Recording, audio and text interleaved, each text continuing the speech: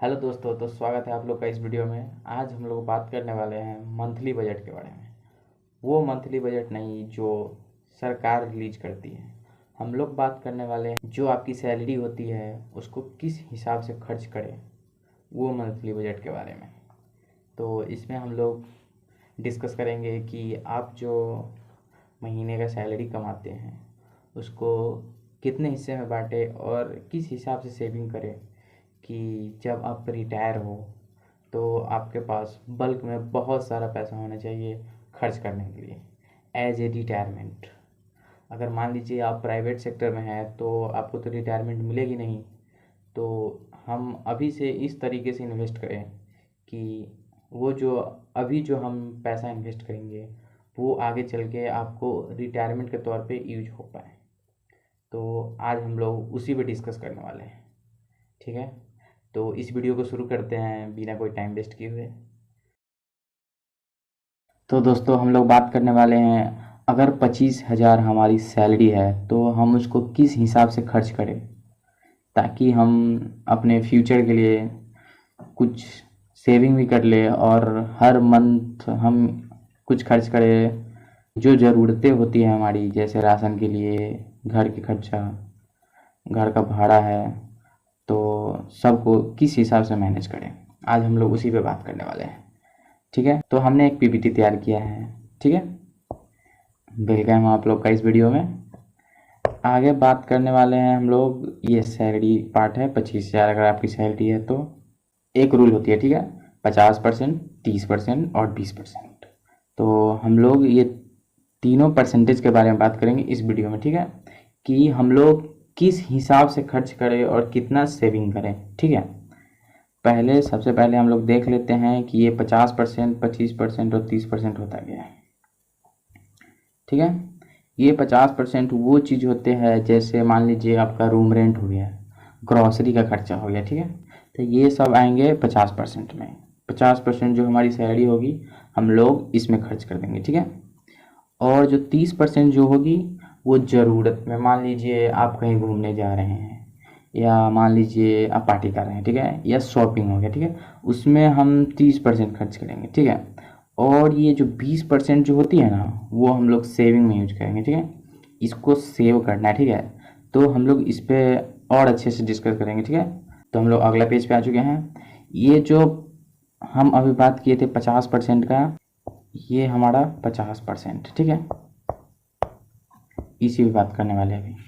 तो 50% में से पहले 50% जो होता है हमारी, वो 12,500 होती है, ठीक है। तो 12,500 में से मान लीजिए आप लोग बहुत अच्छी जगह पे रह रहे हैं तो वहाँ पे रूम रेंट 4,000 भी हो सकती है, 5,000 भी हो सकती है, 6,000 भी हो सकती है, ठीक है। ये आप पे निर्भर कर रहा है कि आप कहाँ पे रह रहे हैं। तो हम एक जनरल लेके चलते हैं 5,000 रुपये, ठीक है, कि वहाँ का रेंट 5,000 रुपये होंगे। उसके बाद ग्रॉसरी खर्चा जो हो गया वो 3,500 रुपया। ये ऑलमोस्ट सारी जगह का फिक्स होते हैं, ठीक है। इससे बहुत कम चांस है कि इससे ज़्यादा खर्च होंगे। उसके बाद 1,000 जो है वो बिल पेमेंट के लिए, मान लीजिए फ़ोन रखे हुए हैं, फ़ोन का बिल पेमेंट हो गया, इंटरनेट का बिल पेमेंट हो गया, ये सब के बारे में, ठीक है। और मान लीजिए आप जहाँ जॉब कर रहे हैं वहाँ से रूम आपका थोड़ा सा दूर पे है या आपका घर है वो घर दूर पे है, तो आने जाने का भी खर्चा होंगे कुछ, तो वो हम मान के चलते हैं 1,500 रुपये हो गया आपका आने जाने का खर्चा। और ये मान लीजिए आपका कोई मेडिसिन का खर्चा होगा, हम चाहते हैं कि नहीं हो लेकिन अगर होगा तो वो 1,500 भी हम लेके चलते हैं, ठीक है। तो ये हो गया। अब इसके अगले पार्ट में आते हैं। ये जो हम 30% का जो बात किए थे, तो ये 30% है, ठीक है दोस्तों। ये 7,500 रुपया होता है 30%, 25,000 का, ठीक है। तो हमको मेन यहाँ से बचत करना है।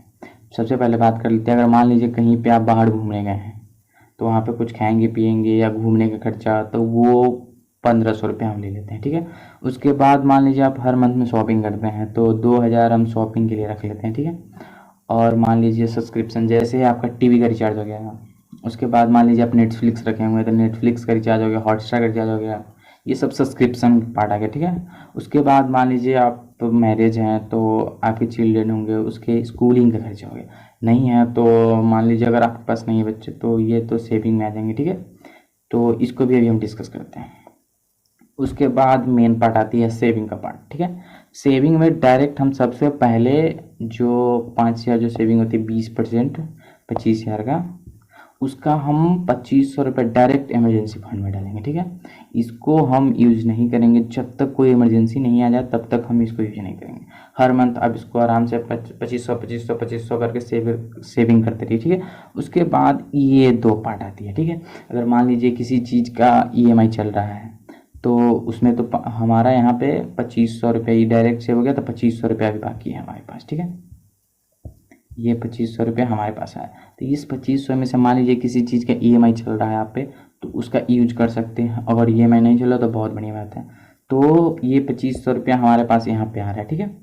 तो ये 2,500 रुपया हम ले लेते हैं,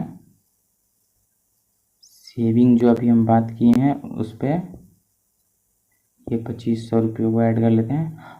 तो हम बात किए थे कि पेंशन योजना के लिए, ठीक है। तो हम ये 2,500 रुपया हो गया टोटल। हम ट्राई करेंगे कि कम से कम हर मंथ हम 5,000 से 6,000 रुपया सेव कर ले अपने फ्यूचर के लिए। तो 2,500 तो यहाँ पे हमको मिल चुका है, ठीक है। और हमको 2,500 और लेना है। तो सबसे पहले हम लोग देखते हैं कि यहाँ से बच पाती है कि नहीं फर्स्ट। तो मान लीजिए अगर आप ऐसा जगह रह रहे हैं वहाँ पे रेंट कम लग रही है, तो यहाँ पे कम से कम आप ट्राई कीजिए कि इसमें से 500 रुपये बचा लें। तो हम ये 500 रुपये को यहाँ पे ऐड कर लेते हैं, ठीक है। 2,500 वहाँ से मिला हमको, और ये 500 वो हो गया जो हम लोग रूम रेंट में से बचा के लाए हैं, ठीक है। उसके बाद और कहीं से हम लोग बचाने का ट्राई करते हैं। उसके बाद ग्रॉसरी में से तो हम लोग नहीं बचा पाएंगे, ठीक है। ग्रॉसरी का इतना खर्चा लग जाती है, सब्सक्रिप्शन, वो यूटिलिटी बिल वो लगेगी नहीं आपको, रिचार्ज में, ट्रांसपोर्ट में इतना लगी जाएगी। मेडिकल में से हम नहीं छेड़ सकते। मान लीजिए इसमें से आप 500 बच जा रही पर मंथ, ट्राई करते हैं। अगर हेल्दी रहने का ट्राई कीजिएगा तो 500 बच जाएगी। तो ये 500 भी हम लोग जोड़ लेते हैं, ठीक है। तो ये 500 भी हम लोग यहाँ पे ऐड कर लिए हैं, ठीक है। तो टोटल हमारी हो जाती है 2,500 इधर और 1,000 इधर, 3,500 रुपये। तो टोटल जो हमारी हो जाती है उधर से हम लोग बचा के लाए हैं 3,500 रुपये, ठीक है। तो ये 3,500 को हम यहाँ पे रख लेते हैं, और हमको 1,500 रुपये बचानी है, ठीक है। तो 1,500 हम लोग ट्राई करेंगे कि इसमें से 1,500 बचाएं। मेरा सबसे मेन फोकस होगा कि हम लोग इसमें से 1,500 रुपये बचा के चले, ठीक है। तो हर मंथ जो हम 1,500 रुपये ये खर्च कर रहे हैं, इसमें से ट्राई करेंगे कि हम इसमें से 500 रुपये बचा लें, 500 रुपये कम खर्च करें, ठीक है। तो ये भी 500 रुपये हम लोग यहाँ पे ऐड कर लेते हैं, 3,500 प्लस 500, तो हमारे पास 4,000 रुपये हो जाएगा। हमको 1,000 रुपये और चाहिए। तो 1,000 जो हम हर मंथ जो हम शॉपिंग कर रहे हैं, ये हर मंथ ना करके मान लीजिए साल में 12 मंथ होते हैं, तो 12 मंथ में से हम ट्राई करेंगे कि सिर्फ 4 मंथ ही शॉपिंग करें। जो 12 मंथ होगी उसमें से 4 मंथ ही शॉपिंग करें, बाकी 6 मंथ हम शॉपिंग ना करें, ठीक है। तो 6 मंथ जो हम 2-2 हज़ार रुपये करके बचाएंगे, वो अगर हम 12 मंथ के लिए कैलकुलेट कर ले टोटल, तो हमारे पास 1-1 हज़ार पर मंथ बच रही है, ठीक है। तो 1,000 जो हम एक्स्ट्रा बचाना चाह रहे थे वो यहाँ पे हम बचा के ले आएंगे, ठीक है, 1,000 रुपये। तो हमारे पास टोटल 5,000 तो बचा ही लेंगे। 5,000 रुपये आप सेविंग कर लेते, ठीक है। तो 5,000 अगर आप एक मंथ में बचाते हैं, तो इसी को हम 12 मंथ के लिए कैलकुलेट कर लेंगे। तो 5,000 इंटू 12 इक्वल टू 60,000 रुपया होती है, ठीक है। ये 60,000 रुपये हो गए, ठीक है। तो हम अगर एक साल में 60,000 रुपये बचाते हैं, वो इमरजेंसी फंड छोड़ करके, मेडिकल वो सब छोड़ करके, ठीक है, वो सब खर्चे आपको उधर निकाल चुके हैं हम लोग। तो ये जो 60,000 रुपया है ना, इसी को हम मान लीजिए आप 35 साल के लिए काम करते हैं, 30 साल के लिए काम करते हैं, उसी हिसाब से जोड़ेंगे। मान लीजिए हम 60,000 रुपये उधर से बचा के लाए हैं, ठीक है। अगर आप 20 साल के लिए काम करते हैं, या 35 साल के लिए, या 30 साल के लिए, तो हम मान के चलते कि आप 35 साल के लिए काम करेंगे, ठीक है। तो 35 साल के लिए आप काम करेंगे, तो ये लगभग 2,10,00,000 रुपये होंगे, ठीक है।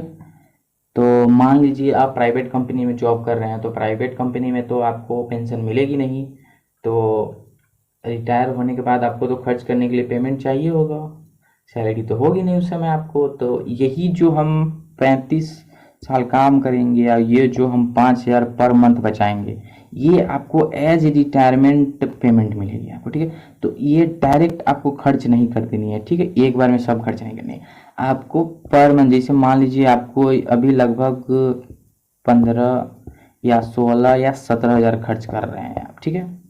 तो उसी हिसाब से आप आगे खर्च करेंगे, जब रिटायर होंगे तो मान लीजिए उस समय आपका ज़रूरतें ज़्यादा बढ़ जाएगी, तो आप 20,000 पर मंथ खर्च कर रहे होंगे या 21 या 25,000 ही मान लीजिए, 25,000 रुपये आप पर मंथ खर्च कर रहे होंगे, तो उस समय तो आपको डायरेक्ट 2,10,00,000 रुपये पेमेंट होंगे आपके पास खर्च करने के लिए, ठीक है। तो 2,10,00,000 रुपये आपके पास है, तो वो 2,10,00,000 से ज़्यादा भी होंगे। वो जो आप 5,000 जो आप सेविंग कर रहे हैं ना, उसको आप पे निर्भर करता है कि आप उसको कहाँ पे डाल रहे हैं। आप उसको एफडी कर सकते हैं, एसआईपी में डाल सकते हैं, वो आप पे निर्भर करता है पूरा पूरा, ठीक है। तो हम लोग इसी पे बात करने आए थे कि किस हिसाब से हम लोग सेविंग करें, किस हिसाब से खर्च करें कि जब आप रिटायर होंगे या जब आप काम छोड़ देंगे तो आपके पास इतना फंड होना चाहिए कि आप अपना खर्च उठा पाएँ। तो हमारे पास एटलीस्ट मान के चलते हैं 2.5 CR आपके पास पेमेंट है कि आप एज रिटायरमेंट ये आपके पास पेमेंट आ रही है, ठीक है। आप अगर प्राइवेट कंपनी में काम कर रहे हैं तब भी आपके पास खर्च करने के लिए पेंशन है। तो उम्मीद करता हूँ कि ये वीडियो आपको पसंद आया होगा। हम जो इन्फॉर्मेशन पहुँचाना चाहते थे आपके पास वो पहुँच गया होगा, ठीक है। तो इस वीडियो को यहीं ख़त्म करते हैं, मिलते हैं आप लोग से अगले वीडियो में।